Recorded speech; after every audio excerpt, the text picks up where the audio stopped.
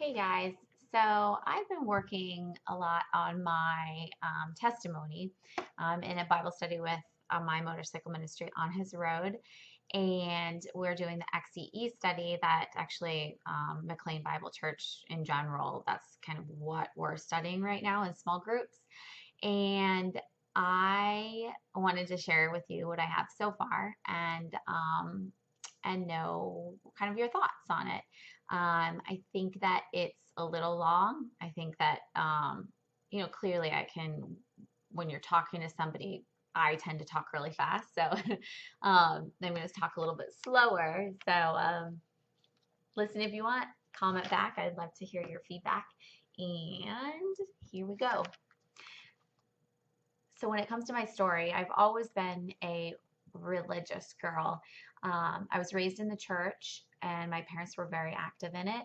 I have very great memories of singing as a little girl up on stage and going to summer camp every summer, playing volleyball every Sunday after church, the potlucks, so it was great memories.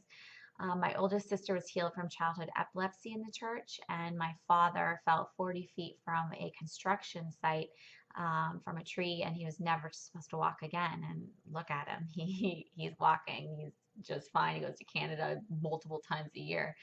So we lived off very little income when we were growing up because my father's construction site did not, his business did not pay that much money. And then my mom had to quit her job as a nurse to raise all four of us girls and all four of us under the age of 5.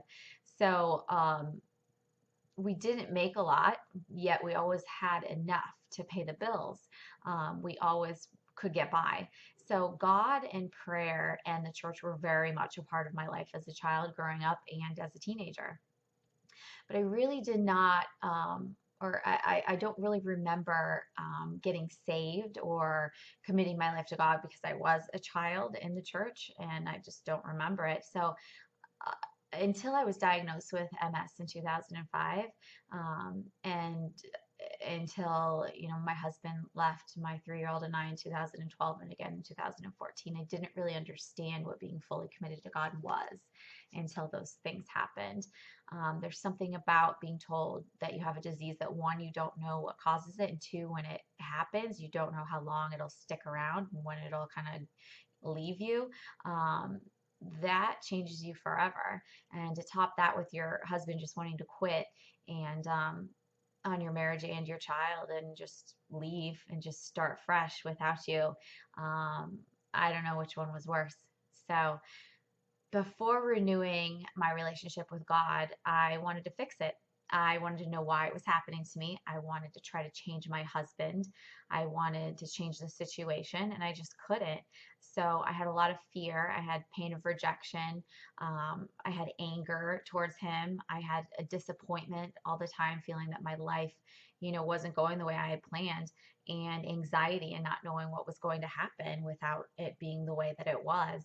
Um, so all of the work that I was putting in to fix it, to make it go back the way it was, I was putting so much work into it. It was all on my own. None of that work that I was doing was through prayer. None of it was through reflection and listening to God. So after I recommitted myself to God, instead of the fear that most have, God replaced it with promises and a sense of peace and strength. That when I stop and I take the time to listen to Him and reflect on what I know true from the Bible and what I've known true ever since I was a child, the overwhelming calmness and assurance is unexplainable without God. My friends and family could not offer me any of this calmness as much as I look to them for it. So, as a Christian, I know that I'm not exempt from suffering, but when I'm faced with it, I can manage my feelings and my thoughts differently than non believers. I know the Bible to be my guidance as rules, if you may, along with the rewards for my life. It's truly comforting once I started to see the works of God in my life and his promises that I was reading about coming true. So this is what's been happening to me this year since my recommitting myself to God. I turn to the Bible for answers. I find what God wants me to do, and instead of the worldly views or their opinions, and I do it. And by doing this, it makes the world think that I'm merely oblivious to what's happening to me, or I'm in denial because of how happy and optimistic I am through it all. But it's actually because I've made an agreement and a dedication with my God that my life is His, and that I will do whatever He tells me to do and go wherever He tells me to go. And when I do that, when I do what I say I'm going to do, and I really listen to Him, I'm transformed into this super person, this strangely happy, satisfied, and calm through all the storm type of person.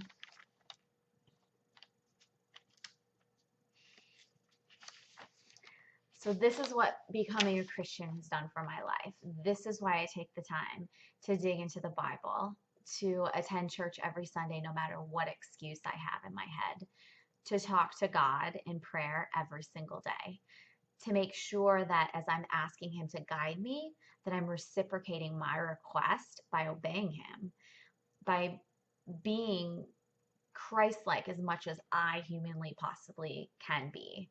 Um, and so when I bring my trust and put my faith in God, I know that He will bring me the most fulfilling life that I could ever imagine. His plan, that is. It might not necessarily be my plan. And so far, that's panning out to be true. This year has been amazing for me. The year 2014, it should have been the worst year of my life, and it is ending the year with a bang. I've been transformed into a person I've never been before, and I've got zest and energy, and I'm so optimistic about life, and I know that these promises that He's given me through the Bible, it's going to happen because they're already happening. So, can I ask you a question? What would you have done in my situation?